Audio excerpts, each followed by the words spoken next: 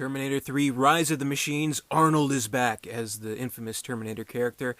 James Cameron not back behind the camera, having no involvement with the movie whatsoever aside from character credit. This time we have Jonathan Mostow behind the camera directing the film. This movie, there's sort of some problems to it in the fact that you could argue that with Terminator 2, Judgment Day, within a span of just two movies, they're able to resolve the overall arc of the plot. First movie, it's kind of just protecting Sarah Connor. In the second movie, preventing Judgment Day, which they're able to do. So this movie, it's like, how do you continue that story when it was somewhat resolved? But, others could argue that maybe it wasn't resolved. One thing that I noticed from Terminator 2 that was brought up by, I think,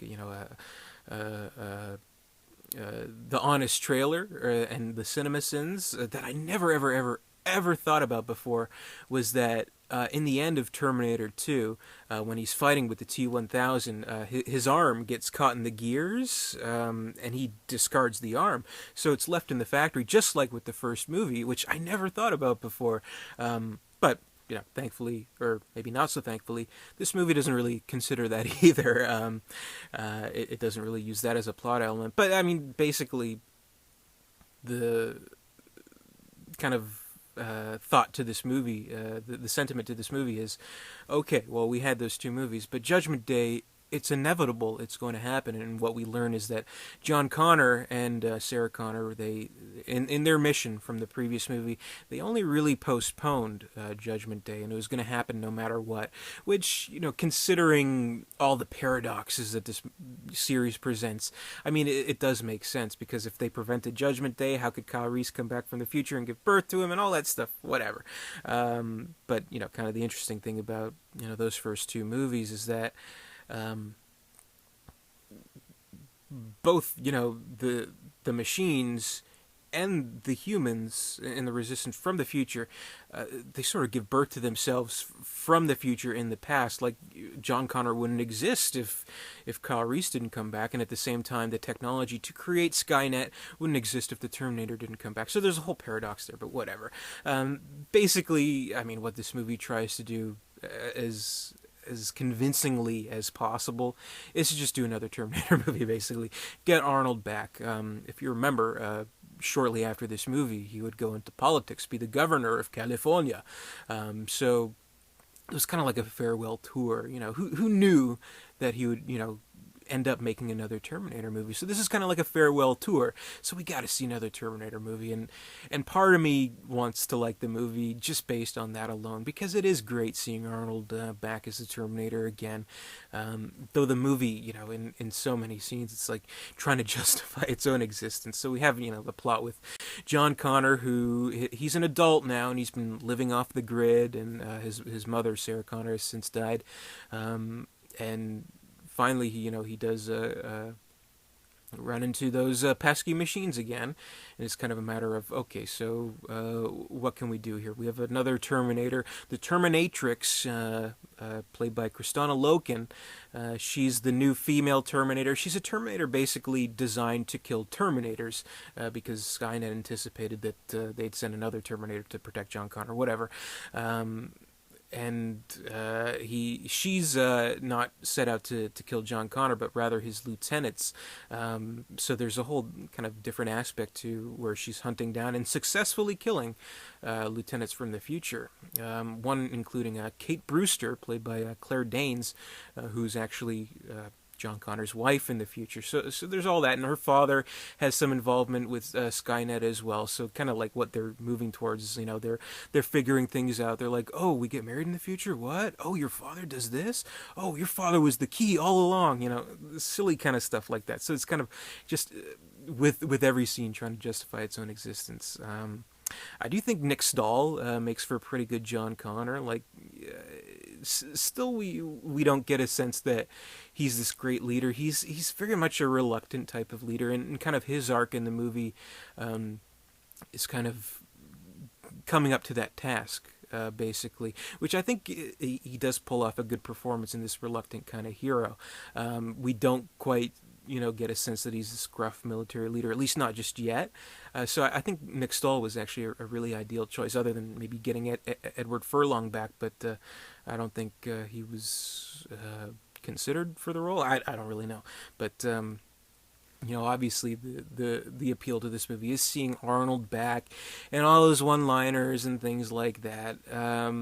And I think maybe that's the biggest problem with the movie. Like, there's a lot of problems with the movie. Like, ultimately, I would say, the writing is inferior to the first two, but you can almost kind of expect that without James Cameron involved, with no real story to tell. But the weird thing about this movie is that it plays up the comedy so much that it gets kind of irritating. Like, almost every chance that they get, they take humor out of Arnold Schwarzenegger playing the straight man. So it's all very, very comedic. Even playing these very comedic scenes of instead of going to the biker bar like in Terminator 2, or like going to a bunch of street punks like in Terminator 1, he goes into a strip club, a male strip club, and he steals the leather getup from them. And, there's even the scene of he reaches into the jacket, pulls out the silly star glasses, hold for laughter, and then smashes them. It was so stupid, and just all these kind of deadpan lines from the Terminator. It just gets really, really silly, really, really fast, which I didn't like about it.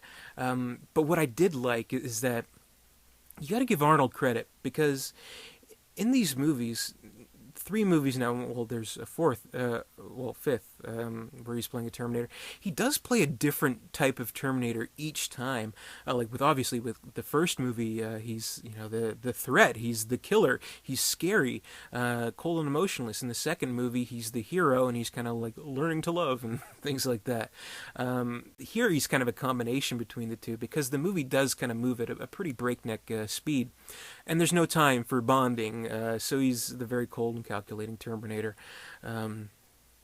And of course, John Connor has the connection to him, but he can't really get him to bond with him in the same way that the other Terminator did. So it does feel like a very different Terminator, even with like kind of like a cheesy scene near the end where the TX corrupts his system, and he's like, I have to kill John Connor, but I can't, things like that. It gets kind of silly, but I do give Arnold a lot of credit for playing the same make and model of a machine, but in different ways.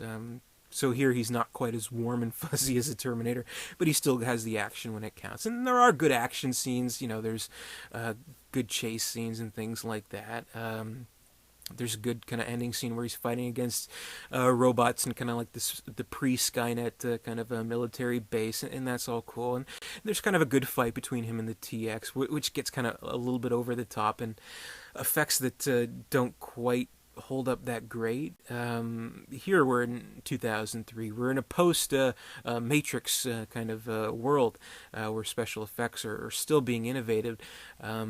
But what I mentioned in the review of the first Terminator, it is kind of like this magic show where the real skill to the effects is hiding them and not showing them off. And I think Terminator 3, it really stands as an example of showing off effects that aren't quite pristine, and kind of in turn not being really convincing. So there's stuff where the TX blobs around, shoots out things, and her head spins around, and a lot of it is really cheesy, and it doesn't really help that I don't think Kristana Loken is a really threatening type of character. Obviously, they wanted to switch things up a little bit and make, let's take a Terminator, but make her like this sexy woman kind of character, this sexy supermodel Terminator, which I don't think works. The one just in concept alone, it's kind of silly. Making her boobs grow big for no reason. But I don't think Kristana Loken is kind of up to the task, where with Arnold in the first one, with Robert Patrick in the second movie, it is like this performance of like a mime type of performance, where you really have to convey certain things, convey certain threats without really saying too much. She doesn't really pull it off, unfortunately. She's kind of like looks like this the whole time, and it's not really convincing.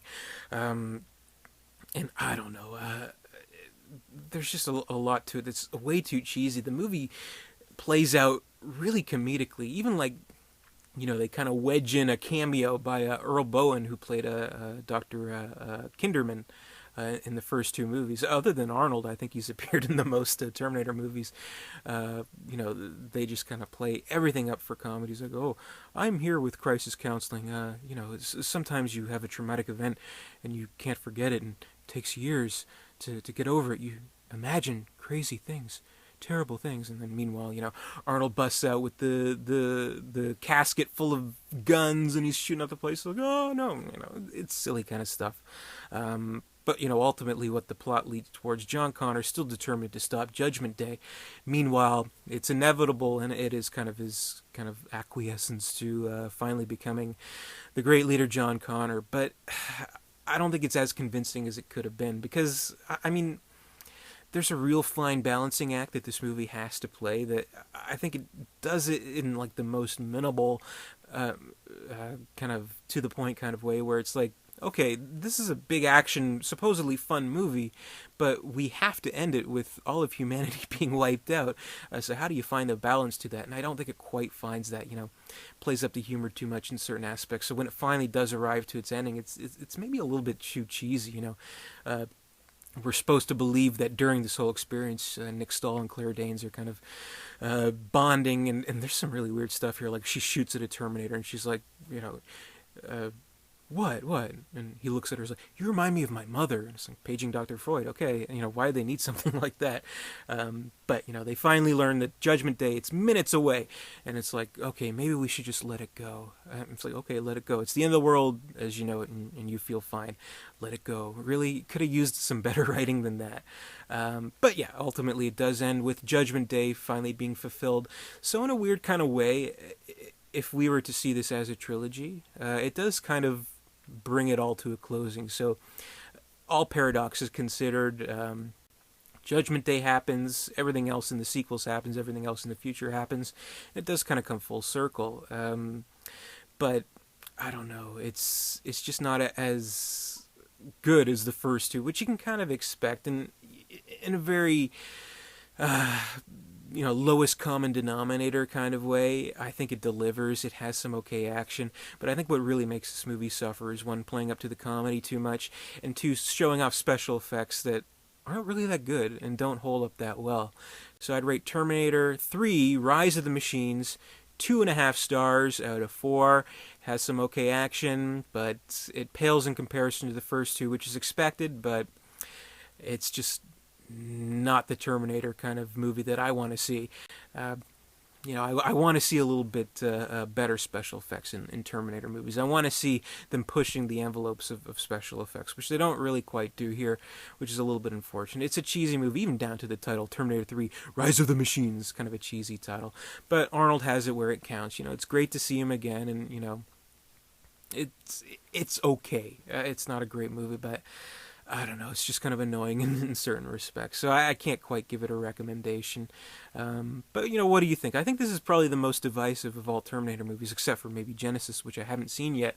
What do you think? Is it okay? Is it a good movie, or does it suck? I think it's kind of sucky, kind of okay, but definitely nowhere near the first two. So it's hard to justify its existence. But anyway, if you like this review, give me a thumbs up, comment, rate, subscribe, all that good stuff.